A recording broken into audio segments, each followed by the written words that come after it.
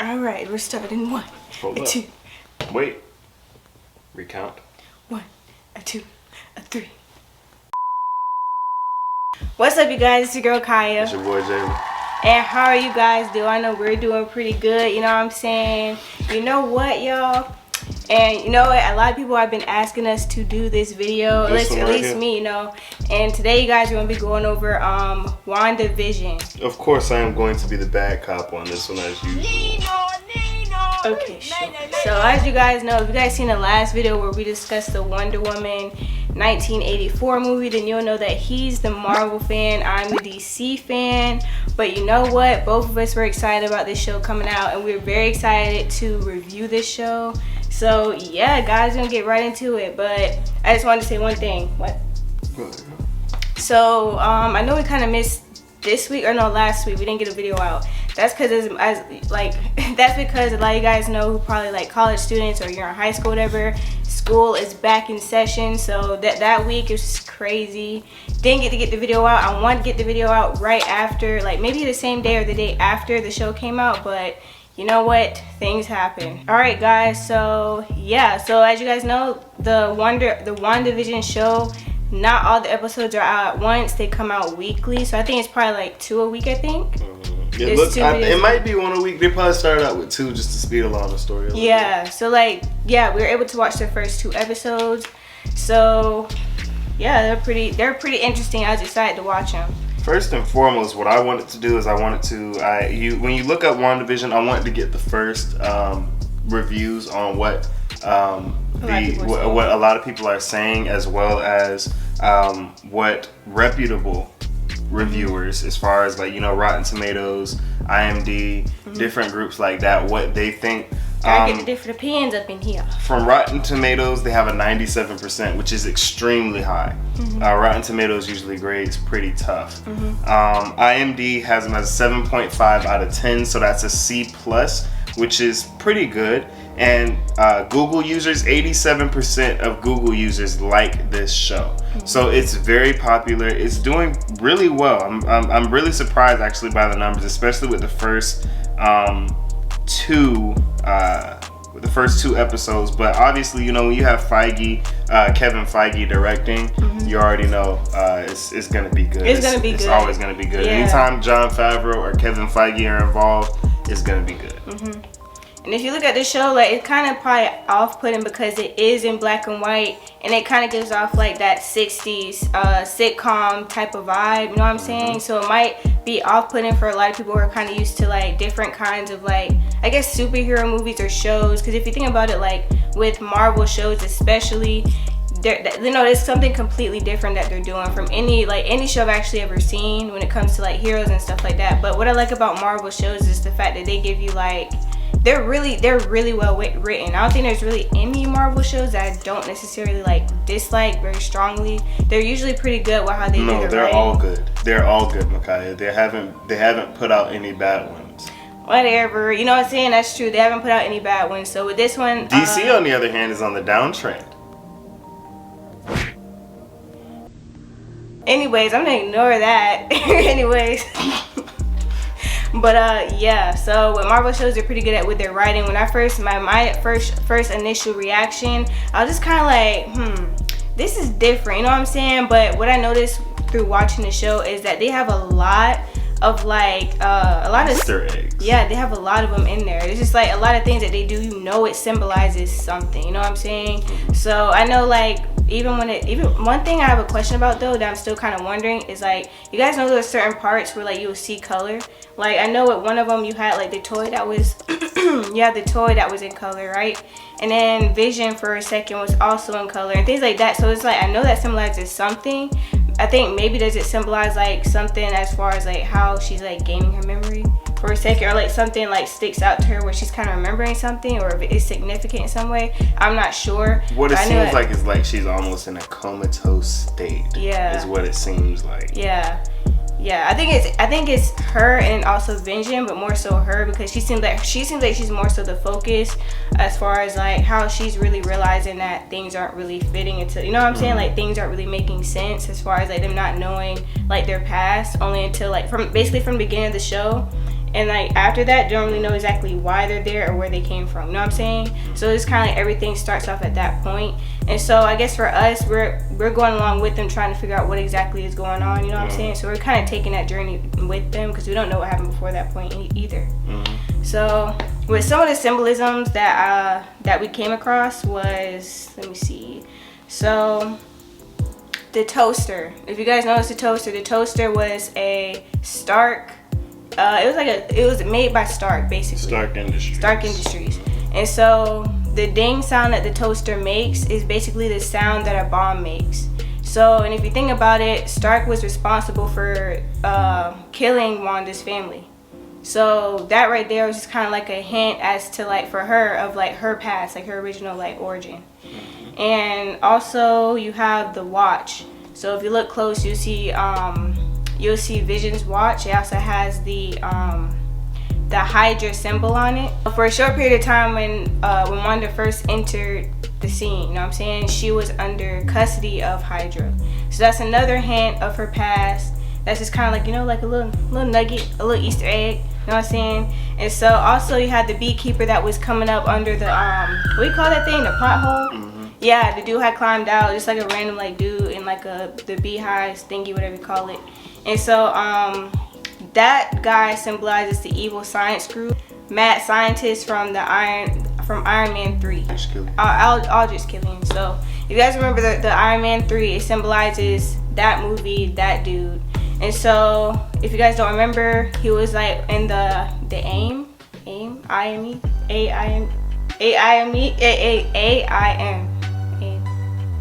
yeah. And so people think that they're making basically he is in AIM. And so basically people think that they're going to be making a comeback in this show, and that maybe they're responsible for what's going on with Wanda and Vision. You also forgot SWORD. The group SWORD, that's almost like it's almost like SHIELD, but like space. Yeah, I mean, I haven't think about that. You be knowing all that stuff about Marvel. Now, one thing that I did want to point out that people did have questions about was Wanda's accent. It's still there. There is, since I guess the state that she's in, because you have to remember at the end, this is the beginning of Phase 4. So this isn't the prior phase where you have Tony Stark and everything like that. This is after that. So where she's at, most likely, remember Vision's dead at that time. Vision was killed. So now you're looking at a situation where it's most likely just her. So what we're looking at is most likely a situation that's going on in her own head.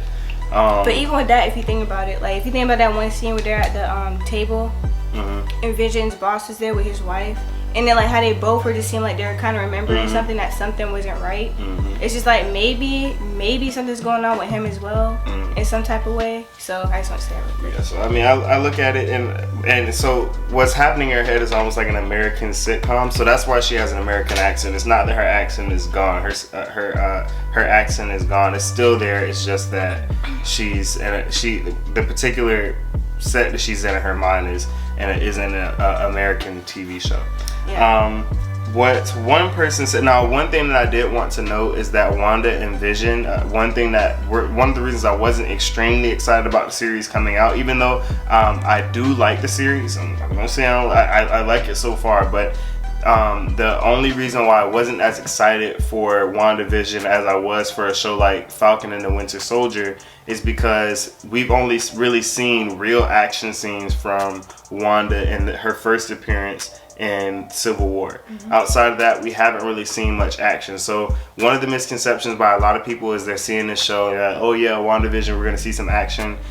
We didn't see much action from them in the Marvel movies, so I wasn't expecting to come into the show seeing a whole lot of action. Therefore, I wasn't surprised or disappointed.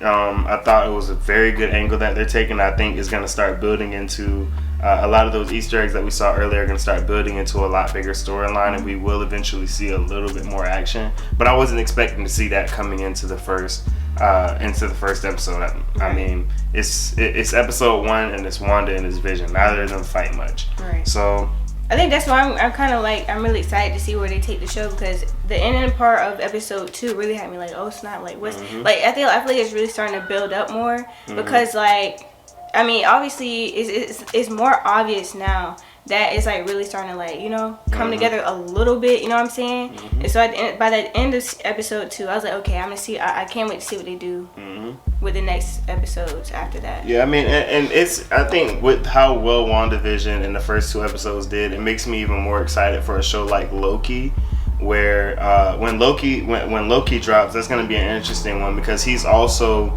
even though he was in the mix of a lot of action since the beginning of Marvel, you know, he was in the first Thor movie, so he was in the mix of a lot of action, but he's not, he relies more so on his cleverness.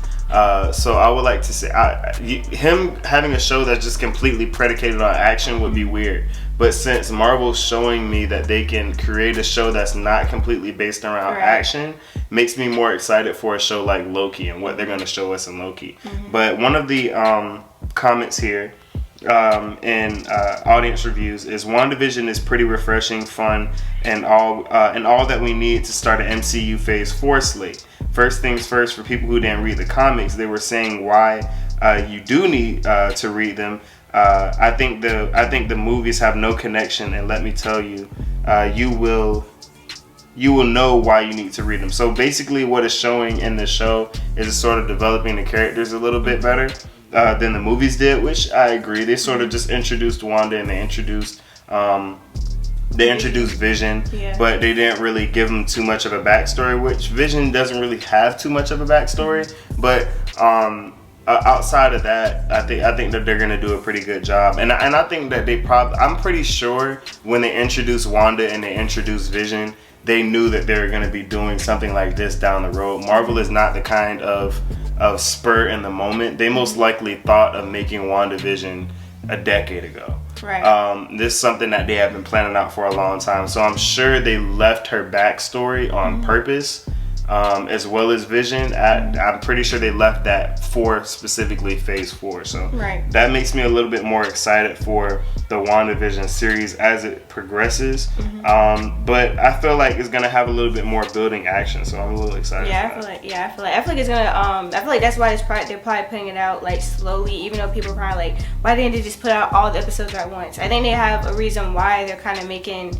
They're wanting us to like really want to see it, you know what I'm saying? The like the anticipation, everything like that, like for the next episodes. And I think there's a reason for that. Like right now, people probably don't see that. It's kind of like, well, ew, like the first 2 episodes is kind of like, you know, boring and But like I feel like once like the next episodes next week come out, or this week, I mean, when those episodes come out and it really starts to like really speed up, they were gonna be like, okay, we need these next episodes like now, you know what I'm saying? Like that type of thing. And I think a lot of people who were upset, who think that it's boring, I actually think that they did a pretty good job of supplementing the action for a little bit of comedy, because it is sort of funny in a corny way, you know. But it's not. If you watch both episodes, that says a lot, because that means it's not unbearable to watch. There's just some shows that you watch that are like that you just can't watch. But with a show like this, you still find a way to watch it. And if you found a way to watch both episodes, it clearly wasn't that bad. Yeah, I feel like with the first 2 episodes, since there's so many things that they put in there, I feel like those are the type of things you want to pay attention to. It might seem like it's boring at first until you actually start to get like a grasp of like what the show, like what direction it's going into. You're kind of like seeing that story kind of like come together. Then you know like why they had those things happening in the first 2 episodes. Cause like even like with the if you weren't paying attention, like, you know, like even with like the whole radio thing where you can hear somebody talking through it, and you know that's not, you know what I'm saying, like you can hear somebody trying to speak to her and ask her questions, so you know obviously she's in like some type of like trance or something like that, like some type of, you know what I'm saying, so you know that something's not necessarily right, and whatever's going on out there, it's just kind of like somebody's obviously trying to reach her in some type of way. And so like it's affecting what's going on, you know, in her world and stuff like that. And now, so just to expound on SWORD, I know I brought it up a little bit earlier. It's called Sentient Weapon Observation and Response Division, acronym SWORD. It's an American intelligence agency. So that right there is sort of embodies what it is. They deal with a lot of extraterrestrial and different things like that. So it's almost like SHIELD, but not SHIELD. What it's known to be is a subdivision of SHIELD. So I feel like developing that, because we didn't see a whole lot of SWORD earlier In Marvel, we haven't really seen it at all. I know we've seen that. We've seen the emblem. I believe the emblem showed up in Civil War, but we haven't seen much of it. So I think it's going to be interesting as they develop that particular storyline. So I think we're gonna but it was brought up. It actually was brought up in Marvel's Agents of S.H.I.E.L.D., where Phil Coulson said, "So wait, S.H.I.E.L.D. doesn't have a space subdivision called Spear or something?" So Spear, he was teasing the name Sword, but with Spear, which is interesting. Yeah, so I guess you're gonna be seeing a lot of new things with this show. Like they're probably gonna introduce that Sword. They're probably gonna reintroduce AIM, that whole group. So I feel like that's gonna be really interesting to see. I'm really excited to see what direction they go in with this show, and I cannot wait to see the next episodes. I feel like those next episodes are gonna be really interesting. I'm personally really excited for the Falcon and Winter Soldier, as well as Loki, and they have a couple more dropping, like Hero Project, Marvel 616, and I believe, do they have a show for She-Hulk or Hulk or something like that? I think it's supposed to be something interesting coming out like that. I'm not completely sure, but I know it's the Falcon and the Winter Soldier, Marvel Studios What If, Loki, Hero Project, Marvel 616, and what's playing now is WandaVision. Yeah, we have a lot of stuff to look forward to, because I feel like after, like, with this show, when it start, when people really start understanding what's going on and people get crazy about it, then people are like, okay, we want more. Then they're gonna come out with the next show and the next show. So I think we have a lot to look forward to. Netflix better step it up. They getting left behind by HBO Max and Disneyplus right now. They and Hulu's being left behind too, but you really can't get rid of Hulu because Hulu has pretty much everything on there. It has everything that you're really looking for. I think Netflix is the only thing that's kind of limiting. Netflix is getting left behind right now. Yeah, and before, I think the only thing that really helped Netflix really is Netflix Party during the pandemic. But now it's Teleparty, so you can use it on really any other platform. So Netflix is getting left in the dust right now, and they're sort of pumping out, and you can tell that they're panicking because they're pumping out a bunch of shows and stuff, but it's really low quality, high budget, low quality. So you can tell that they're sort of rushing it to try to catch up and keep up with Disneyplus, Disneyplus and HBO Max. It's not working. Quality Netflix, quality. Yes, take note. But yeah, I'm excited. What about you? Me too. Disney's doing a really good job with the movie quality shows. Movie quality shows. That's one thing that hasn't been done a lot, especially on TV. Is you sort of get Marvel movies, and you get Marvel's Agents of S.H.I.E.L.D., which is not movie quality, and it's sort of like, well, it's had Marvel name on it, but it's not really Marvel. But then you go and look at this, and it's like, okay, this feels like I could watching the movies. Right. It's got that kind of CGI. It's got that kind of. I like that. I like that too. So if you guys notice anything in the show, I know they had a lot of little hints in there. So if you have any theories or anything that you have, drop it down in the comments. Let us know what you thought about the show. Do you like it? Do you not like it? Are you looking forward to seeing more episodes? Just let us know down in the comments. Just have a whole discussion down there. So let us know, y'all. What's up, you guys? I forgot to mention, I actually just started my collection of Avatar: The Last Airbender comics. The first 3 I got was part 1, 2, and 3 of The Promise, and I actually just finished the third one. They're actually really, really good. I enjoy reading them. I actually just ordered The Surge. It will be here tomorrow. So you guys stay tuned for more theories on Avatar: Last Airbender. I'm excited to go over more theories with you guys, so stay tuned for that. Don't forget to like, share, and subscribe, everybody. And thank you for watching. Alright, see you guys in the next video, guys. Deuces.